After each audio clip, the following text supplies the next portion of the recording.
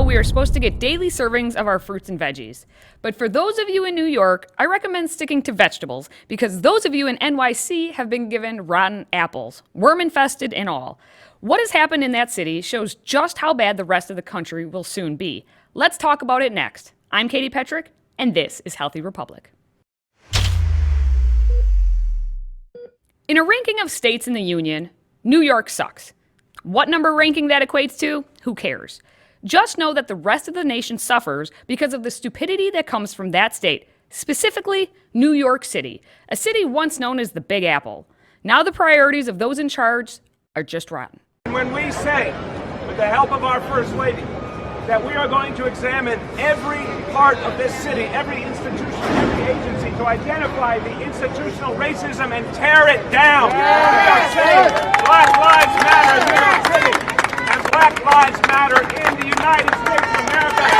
Let's show Donald Trump what he does not understand. Let's paint it right in front of his building for him. Right. Let's go, everybody. Yes, Mayor Bill de Blasio, let's go, everybody.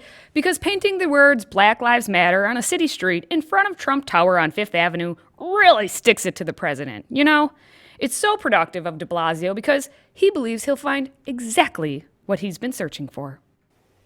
Found anything yet? Nothing yet, sir. How about you? Not a thing, sir. I mean, de Blasio could be working on actual ways to stop crime and save lives for real, but instead he'll just keep searching for ways to pander.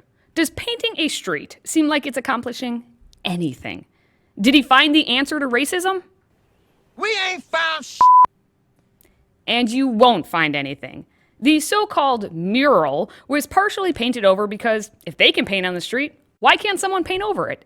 This caused de Blasio to double down and stick it to those other painters via a tweet. To whoever vandalized our mural on Fifth Avenue, nice try. New York City DOT has already fixed it. That's so necessary to do, to waste taxpayers' money. Because as de Blasio said when they first painted the words, we are not denigrating anything. We are liberating Fifth Avenue. We are uplifting Fifth Avenue. Who built this city? Who built this nation and never got the acknowledgement, the recognition, the compensation? So when we say Black Lives Matter, there is no more American statement. There's no more patriotic statement, because there is no America without Black America. Pander, pander, pander. Of course, Al Sharpton is present, there to take credit for ruining yet another city by stoking racial tensions. With all of the pandering, I guess de Blasio is just relying on the drones to do the actual work in 2020.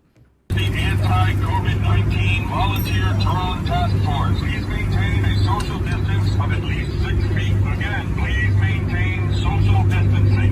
We know that police officers are not allowed to do their jobs, and that de Blasio is finding ways to get rid of them altogether. President Trump recently gave an accurate assessment of cities like New York City. Never in history have police been treated so badly as they are in Democrat-run cities, and these cities are a mess.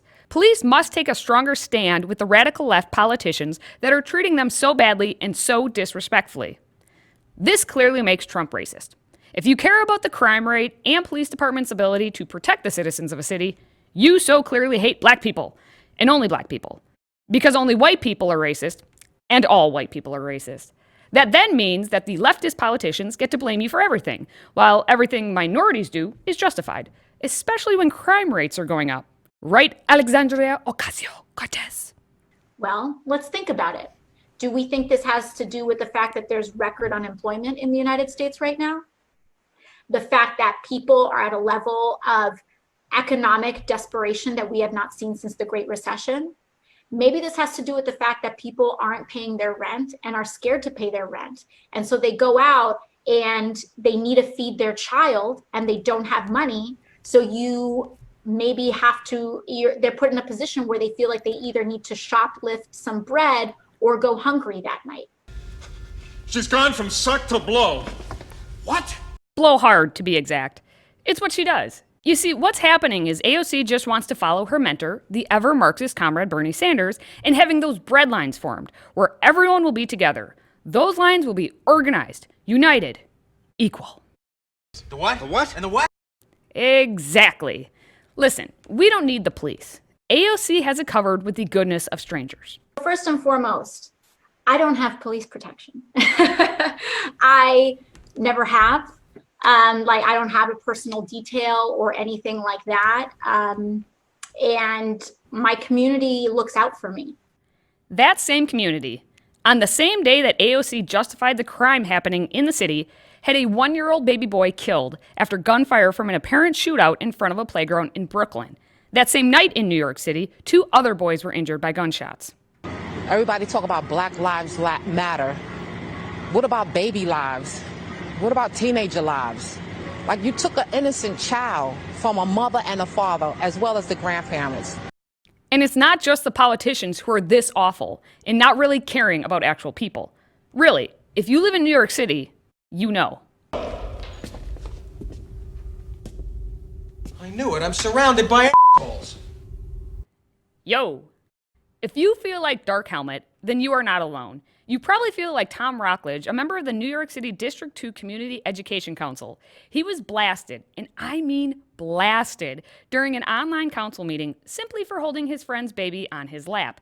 And because the baby is black, somehow that makes Rockledge, a white man, racist.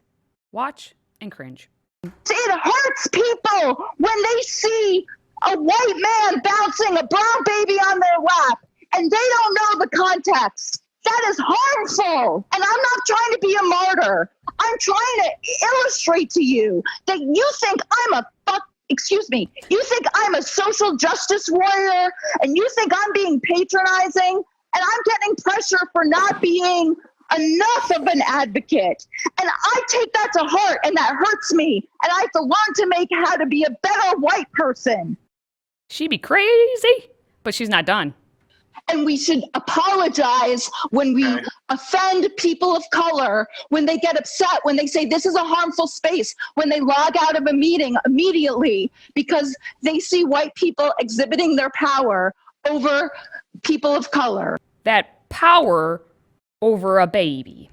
Now, I don't want to be all doom and gloom. There is one good thing coming out of New York City, aside from the pizza and Mel Brooks, who made the wonderful Spaceballs movie that you've been seeing clips from.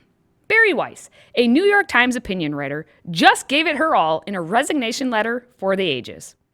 In the letter to publisher A.G. Sulzberger, Weiss said that when she was hired 3 years ago, the paper was supposed to give voice to first-time writers, centrists, and conservatives. Oh, naive Barry at believing that. Attacking the reality of Twitter, she said, Twitter is not on the masthead of the New York Times, but Twitter has become its ultimate editor. As the ethics and mores of that platform have become those of the paper itself has increasingly become a kind of performance space. Stories are chosen and told in a way to satisfy the narrowest of audiences rather than to allow a curious public to read about the world and then draw their own conclusions. She continued, my own forays into wrongthink have made me the subject of constant bullying by colleagues who disagree with my views. They have called me a Nazi and a racist. I have learned to brush off comments about how I'm writing about the Jews again. Go read the entire letter because it deserves a Pulitzer. But I know they reserve those for ahistorical leftists like Nicole Hannah-Jones and her 1619 BS project. She's the same woman who has basically taken over the New York Times. Full circle. I didn't even have time to talk about how awful Governor Andrew Cuomo has been. If I attempted, we'd be here all day. But let me know in the comments if you want me to trudge through all of his waste of space actions. Let me close on this. New York is not unique in its leftist regime takeover. It's a metropolis of Democratic politicians who insist they care about those they represent. And the reality is, they don't represent anyone but themselves. For anyone living in New York City, and all big cities, all I can say is, may the Schwartz be with you. Until next time, stay healthy, America.